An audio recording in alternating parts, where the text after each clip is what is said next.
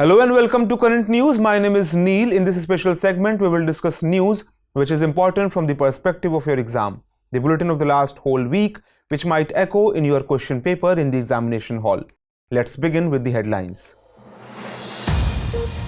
Political turmoil intensifies after violence in Birbhum, West Bengal. Opposition demands the central government to intervene amidst deteriorating law and order. Appeal to President to invoke Article 355. Agreement reached on ending the border dispute between Assam and Meghalaya under the Home Minister Amit Shah's leadership. It will aid in ending the 50-year-old border dispute. Tensions will end in 6 places out of 12 places. Criminal Procedure Identification Bill introduced in Lok Sabha. The bill aims at extending the scope of investigation in criminal cases. Police will be permitted to take samples like fingerprints. Comprehensive Economic Partnership Agreement between India and UAE outlined. CEPA was signed on 18 February 2022.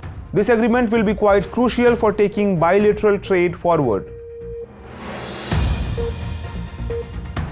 And Reserve Bank Innovation Hub built at cost of 100 crore rupees inaugurated in Bengaluru. RBI's emphasis on promoting innovation in the finance sector, efforts to bring other big sectors and ministries on one platform.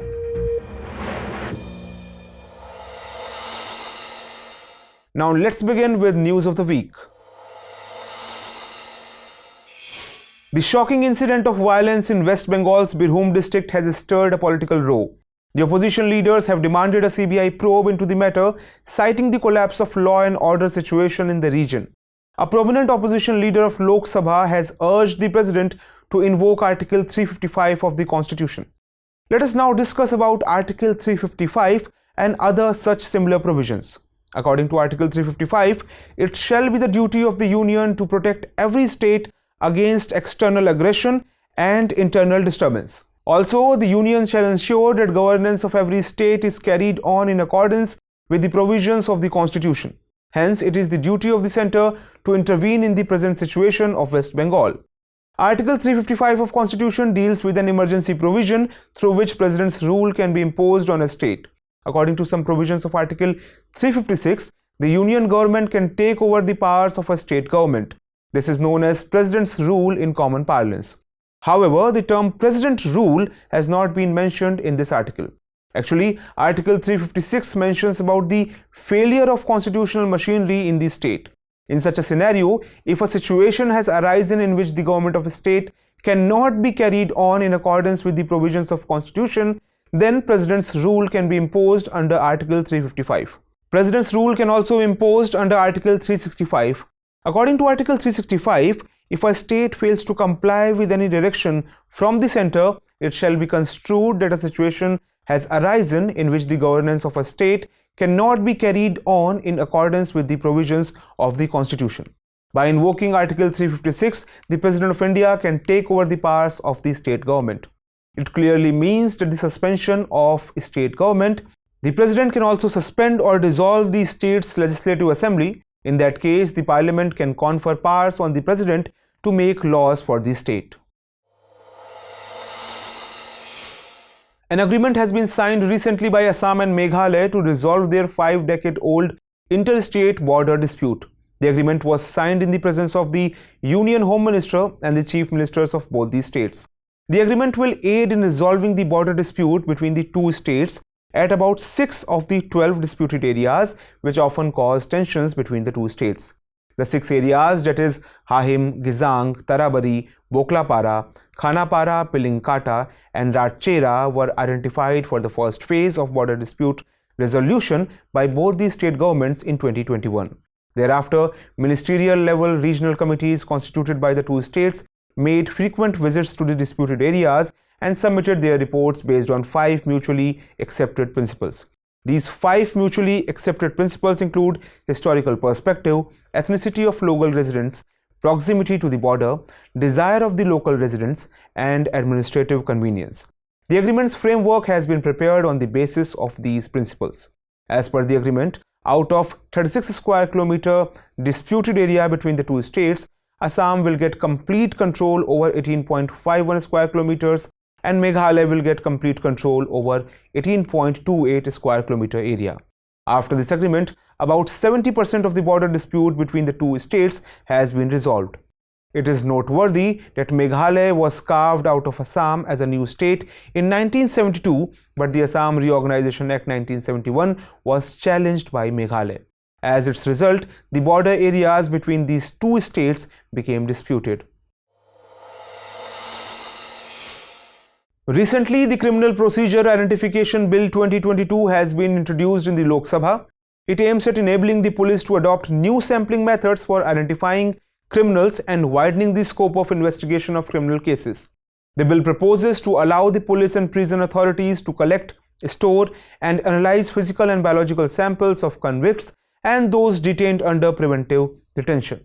It includes finger impressions, palm print impressions, footprint impressions, photograph, iris, and retina scans. The bill also permits analysis of behavioral attributes, including signatures and handwriting, or any other examination of a person arrested, which is referred in the Code of Criminal Procedure, that is CRPC 1973. According to the bill, the record of measurements shall be retained in the digital or electronic form for a period of 75 years from the date of collection. The bill seeks to help in unique identification of a person involved in any crime and will assist the investigating agencies in solving criminal cases, besides increasing the conviction rate in courts. However, the government has been facing a lot of opposition since the bill has been introduced. It is being claimed that the bill violates the provisions of Article 20, Clause 3 and Article 21 of the Constitution of India.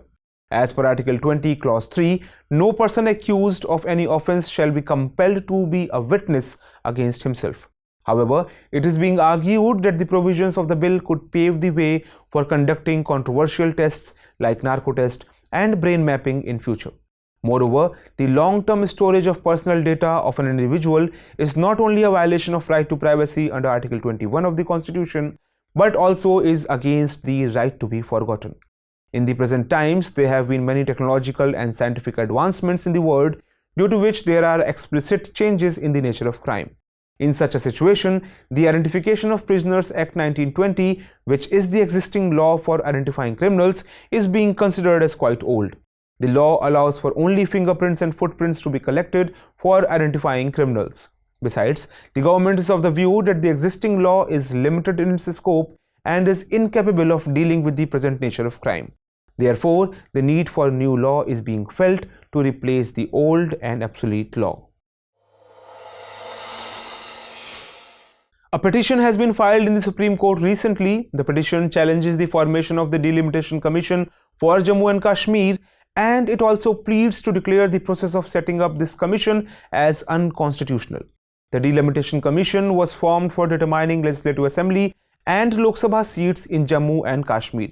Earlier, the number of seats in the Jammu and Kashmir Legislative Assembly was 107. It has now been increased to 114, including 24 seats of Pakistan-occupied Kashmir. But the petitioner considers it to be a violation of the Jammu and Kashmir Reorganization Act 2019. The petitioner has argued that One Nation, One Constitution format has been adopted after the implementation of Jammu and Kashmir Reorganization Act 2019. On the other hand, according to Article 170 of the Constitution of India, the process of delimitation in India is scheduled to be after 2026.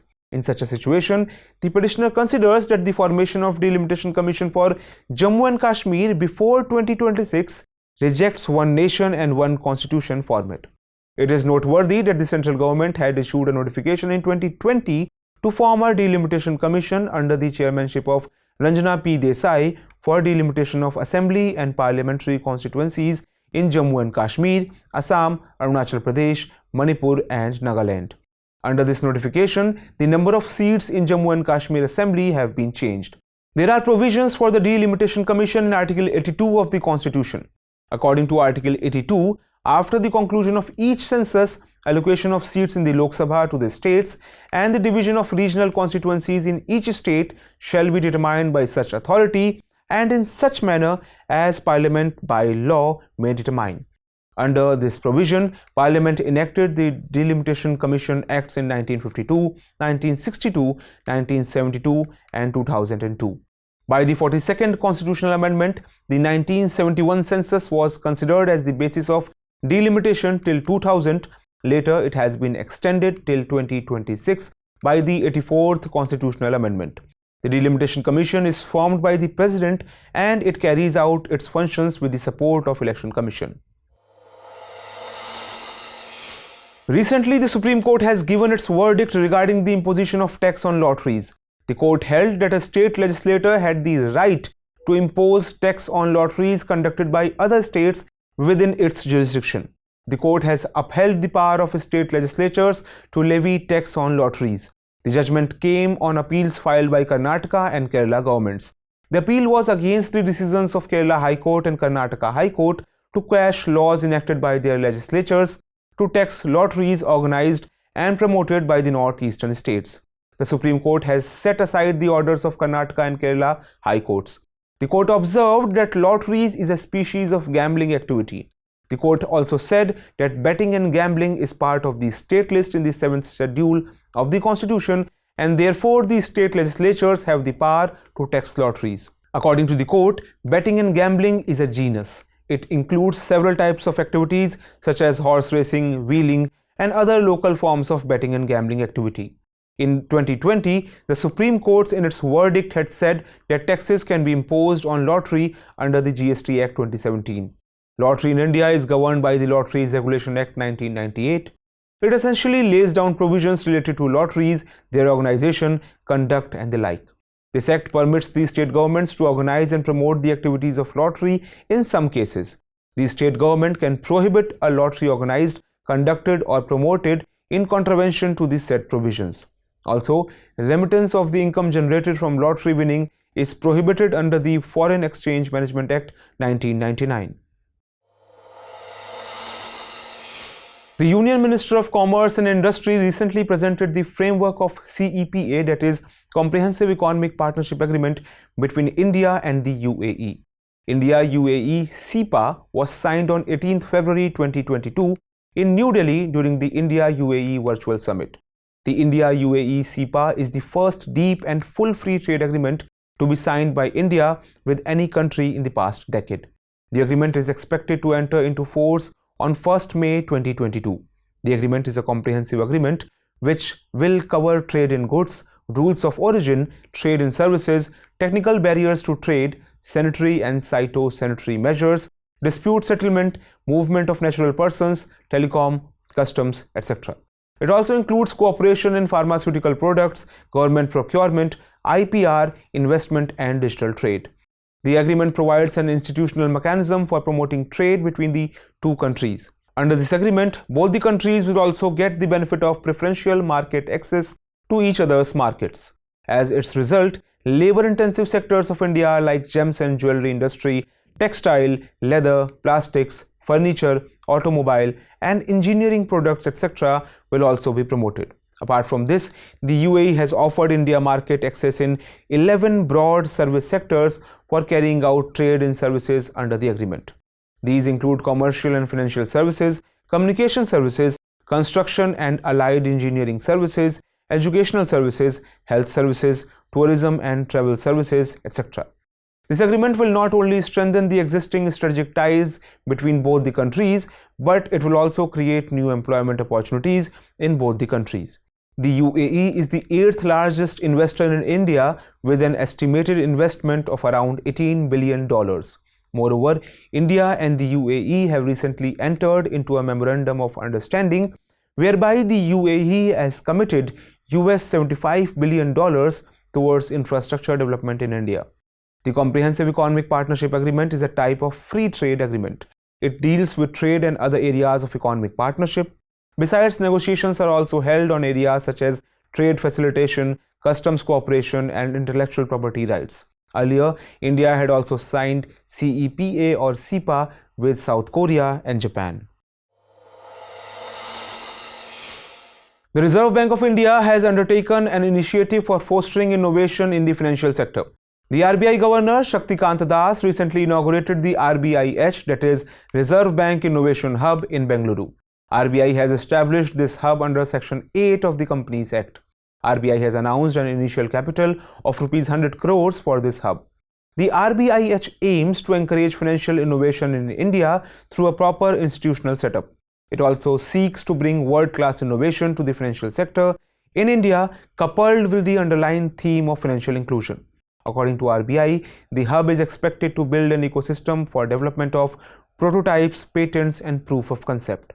A proof of concept is an exercise in which work is focused on determining whether an idea can be turned into a reality. The hub is expected to collaborate with various government ministries and departments to identify problems statements in different domains and explore potential solutions. The hub will also bring convergence among stakeholders like BFSI sector, startup ecosystem, regulators, and academia in the financial innovation space. A collaboration between two Indian premier research and educational institutions has shed light on India's space economy. The research was conducted by CDS, that is Center for Development Studies, and IIST, that is Indian Institute of Space Science and Technology. The findings were outlined in a paper titled The Space Economy of India, Its Size and Structure. As per the research, the total value of India's space economy for year 2020-21 was about 36,000 crores. The research also found that estimated size of India's space economy as a percentage of GDP has slipped from 0.26% in 2011-12 to 0.19% in 2020-21. According to the paper, space applications accounted for the major chunk of this evolving economy, constituting about 74%, followed by space operations and manufacturing. On the other hand, there has been a decline in the budget for space-related activities as compared to last year. The budget outlay in 2020-21 was Rs 9,500 crores, shrinking from Rs 13,033 crores in the previous fiscal. For this research, the authors relied on ISRO and Parliament documents, CAG reports, data on intellectual property rights, and other government data. It should be pertinent to mention here that India's spending on space-related activities is more than that of China, Germany, Italy, and Japan, but less than US and Russia. The government of Delhi has recently presented the Economic Survey of Delhi 2021-22. According to survey, Delhi ranked third in India in terms of per capita income. Sikkim ranked first, while Goa ranked second in terms of per capita income. On the basis of constant price, Delhi's per capita income was found around 2,63,000 rupees for the year 2021-22, and it was around 2,43,000 rupees in 2020-21. India's per capita income was around 93,000 rupees in 2021-22. Per capita income refers to the income earned on an average by an individual in the economy in a year. It is calculated by dividing the national income of a country by the total population of the country in that year. It aids in determining the average per capita income of a particular region, as well as measuring the standard of living and quality of life of the people residing in the region. National income is the net monetary value of goods and services produced by a country in a year. It also includes income earned from the foreign countries. Domestic income is the net monetary value of goods and services produced by normal residents in the domestic borders of the country. Normal residents include both the citizens and the non-citizens. Recently, the Bombay Natural History Society wrote a letter to the Ministry of Environment, Forest and Climate Change in wake of increasing threat to vultures. The society has urged to ban the use of 3 veterinary drugs. All these 3 drugs are lethal to vultures. These drugs are aclofenac, ketoprofen, and nimesulide. These are NSAIDs, that is, non-steroidal anti-inflammatory drugs which are used for treating animals. They are used to relieve inflammation in animals. These drugs were developed as an alternative to diclofenac. The use of diclofenac for treating animals was banned in 2006. At present, this drug can only be used for treating humans. This drug is also used in cattle treatment for relieving inflammation and pain. Generally, the ingredients of medicines remain in the bodies of animals. This process is called bioaccumulation. The drug diclofenac also remains in the body of cattle till it dies. When a vulture eats such a carcass, then the drug diclofenac goes into the vulture's body. Within a few days of eating such a carcass, the vulture's kidney stops functioning, and as a result, the vulture dies. Bioaccumulation is a term related to the environment. When toxic substances enter into an organism's body through the environment, then it is called bioaccumulation. For example, mercury is a major threat to fishes at present. Mercury can remain in the body of small fishes for a few months. Later, the big fish eats the small fish, and as a result, mercury goes into the body of the big fish. Animals in the top layer of the food chain gets most affected by bioaccumulation. The Management Authority of Australia's Great Barrier Reef confirmed that reef is experiencing a mass coral bleaching event. This is the 6th time that the coral reef system is being hit by a widespread and damaging bleaching event. Such widespread coral bleaching was witnessed in 1998 for the first time. At that time, the El Nino climate pattern warmed the sea surface of Pacific Ocean, and as a result, about 8% of the world's total coral was destroyed. Besides, a study conducted by the Global Coral Reef Monitoring Network in 2021 also revealed that 14% of the world's total coral reefs had been lost between 2009 and 2018, mainly due to coral bleaching. Reefs are formed of colonies of coral polyps held together by calcium carbonate. These corals have a mutualistic relationship with the single-celled colorful algae zooxanthellae. Therefore, zooxanthellae algae provides food and nutrients to the coral, and in turn the corals provide habitat for zooxanthellae algae. Coral reefs appear colorful and attractive due to the presence of zooxanthellae algae. But when any change in temperature, light or nutrition occurs, then it causes stress on the corals and they expel the zooxanthellae algae. As a result, coral reefs become colorless or white. This phenomena is called as coral bleaching. Clean and sediment-free water is essential for the growth of corals, as corals close their mouths when sediment is present in water and they get destroyed. Coral reefs are also known as marine rainforests. These barrier reefs are mainly found in tropical and subtropical sea, where the temperature ranges between 20 degrees centigrade and 30 degrees centigrade. Australia's Great Barrier Reef is the world's largest coral reef system, which is spread over 2,300 kilometers. It provides shelter to 400 different types of corals, 1,500 species of fishes, mollusks, etc. It not only contributes significantly to the marine tourism and fishing industries, but also it acts as a support system for aquatic life. For this reason, Australia is also working on a plan called Reef 2050 for conserving the Great Barrier Reef. Research was conducted recently to study the relationship between the Indian monsoon and the West African monsoon. According to the study, any change in the West African monsoon also affects the Indian monsoon. Various researches have already been conducted regarding the interconnection between these two monsoons. It was found in these researches that the relationship of ENSO with the Indian summer monsoon has shifted towards the African monsoon. For example, while the effect of ENSO or ENSO on the Indian monsoon was less visible between 1911 and 1930, the effect of ENSO on the West African monsoon was higher. It happens due to the shifting of half of the ENSO's temperature gradient towards the West African monsoon. Regarding the recent research, expert Francisco Pausata opines that air circulation in the tropics is interconnected. In such a situation, it is quite evident that the changes occurring in one region will definitely have an effect in another region. According to scientists, this effect on air circulation is due to changes in the surface temperature of the Indian Ocean. They are basically referring to Walker circulation. Walker circulation is directly affected by West African monsoon. When the West African monsoon strengthens, air convergence also increases in the Western Indian Ocean. This results in heavy rain during the Indian monsoon. In addition, if the presence of dust particles in the atmosphere decreases, then the temperature of sea surface increases. This condition also further strengthens the Indian monsoon. Walker circulation is an air circulation system which is related to Pacific Ocean. Vertical airflow occurs around the equator during Walker circulation. Generally, there is high pressure near the Peru coast and low pressure near the West Pacific during Walker circulation. Due to this, airflow remains normal, but in case of El Nino, Walker circulation gets completely reversed. It affects the airflow and ocean circulation between the Pacific Ocean and the Indian Ocean. It is to be noted that the Indian monsoon weakens during El Nino.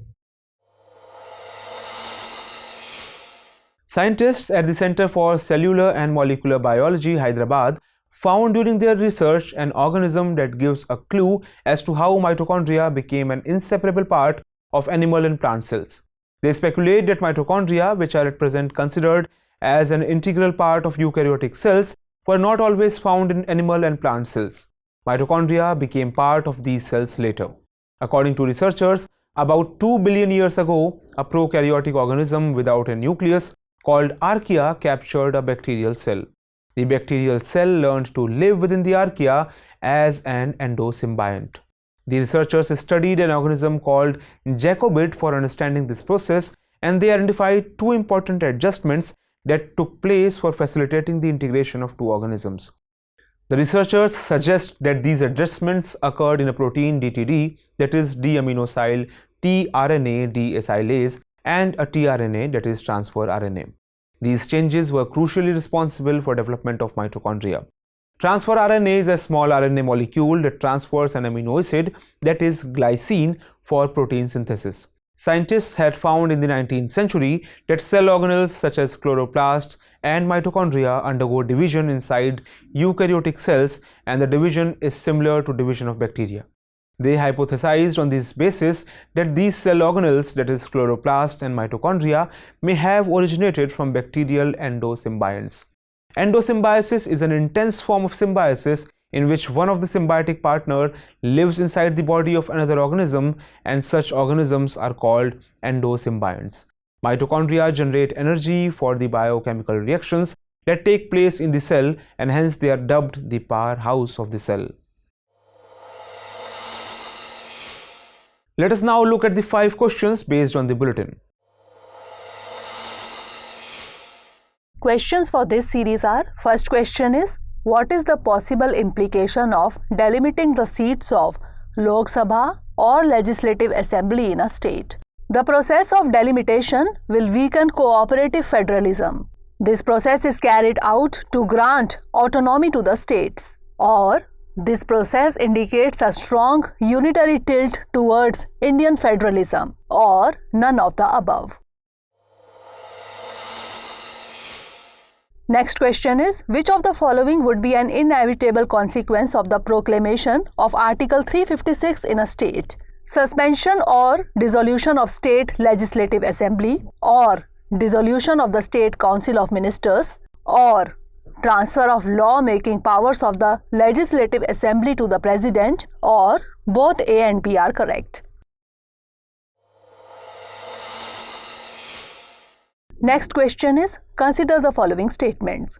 1. A person can travel directly from Arunachal Pradesh to Meghalaya via land route. 2. The angle of incidence of the sun's rays in Gujarat and Assam at the same time will also be the same. Which of the above statement or statements is or are correct? 1 only, 2 only, both 1 and 2, or neither 1 nor 2? Next question is, bioaccumulation process affects which level of the food chain the most? Apex level, primary producer, primary consumer, or same on all? Last question is, consider the following statements. 1. A state legislative assembly is empowered to impose taxes on any lottery. 2. A state legislative assembly can impose taxes only on lottery sponsored by that state. Which of the above statement or statements is or are correct? 1 only, 2 only, both 1 and 2, or neither 1 nor 2? So for the time being, that's all in this bulletin. Do not forget to like, share and subscribe Drishti IAS Hindi, English and PCS YouTube channels. At the end, let us have a look at few more events of last week in other news. Bucharest 9 countries are in discussions amid Russia and Ukraine war. These 9 Eastern European countries are known as Bucharest 9B9. The organization, which was formed in 2015, has been named after Bucharest, the capital of Romania. Bucharest 9 includes Romania, Poland, Hungary, Bulgaria, the Czech Republic, Slovakia, Estonia, Latvia and Lithuania. All these countries are also members of the European Union and NATO. India and Oman have signed the program of science and technology cooperation. The agreement's duration will be from 2022 to 2025. Under the agreement, the two countries will cooperate with each other for taking common advantage of joint scientific projects. World Bank has issued the world's first wildlife bond. $150 million has been raised under this bond. These bonds will be used for increasing the number of black rhinoceros in two South African wildlife reserves, namely Addo Elephant National Park and Great River Nature Reserve. This bond has been issued for a period of 5 years. This wildlife conservation bond is also called Rhino Bond. Asia's largest tulip garden in Srinagar has been opened for tourists during the Tulip Festival. It is situated on the foothills of Jabarwan Hills, which are located near the banks of Dal Lake, Srinagar. Indira Gandhi Memorial Tulip Garden, which is spread over 30 hectares, was established in 2007 for promoting floriculture and tourism in the Kashmir Valley. Several companies are carrying out shrinkflation on their products due to continuous increase in cost. Shrinkflation means reducing the size or quantity of a product without changing its sticker price. It is basically a form of disguised inflation. Shrinkflation is also known as package downsizing in business and academic research. Ministry of Environment has announced to celebrate 5th October as National Dolphin Day. The day will be celebrated for promoting awareness among the citizens for conserving all dolphins, including Ganges dolphin. Ganges dolphin is an indicator species and it has been included in the endangered category of the IUCN Red List. Gilbert F. Hongbo has been appointed as the new Director General of the International Labour Organization. Gilbert F. Hongbo is the first African to hold this position and he belongs to Togo. At present, he is also the President of the International Fund for Agricultural Development. The first phase of the mega festival Rashtriya Sanskriti Mahotsav 2022 organized under Azadi Ka Amrit Mahotsav concluded in Rajamahendwaram, Andhra Pradesh. Rashtriya Sanskriti Mahotsav is the flagship festival of the Ministry of Culture, which aims at preserving and popularizing the rich cultural heritage of India. Rashtriya Sanskriti Mahotsav provides a platform for showcasing the folk and tribal art, dance, music, cuisine and culture of one state in other states. A marine mammal research team of the Department of Environment and Forest, Lakshadweep, has spotted the rough-toothed dolphin Stenobredensis in Indian waters for the first time. This species has been named after the bulges present on their teeth. Rough-toothed dolphins are found in tropical and temperate waters all over the world. They can grow up to 8.5 feet in length and are brown-bodied marine mammals with white lips and a spotted belly. RBI Governor Shaktikant Das has recently dedicated an ink manufacturing unit, Varnika of BRB NMPL, that is Bharatiya Reserve Bank Note Mudran Private Limited, to the nation. It will not only aid in enhancing the security of banknotes but will also promote Make in India initiative. BRB NMPL is a wholly owned subsidiary of RBI. According to the information provided by the Centre in the Rajya Sabha, India's defence imports have decreased by 10% in the past 3 years. India's defence procurement expenditure from foreign sources has come down from 46% to 36% during the financial year 2018-19 to 2020-21. The expenditure on defence procurement has reduced due to several policy initiatives made under the Make in India program. Besides, measures taken for promoting the design, development and production of defence equipment within India have also aided in reducing defence imports.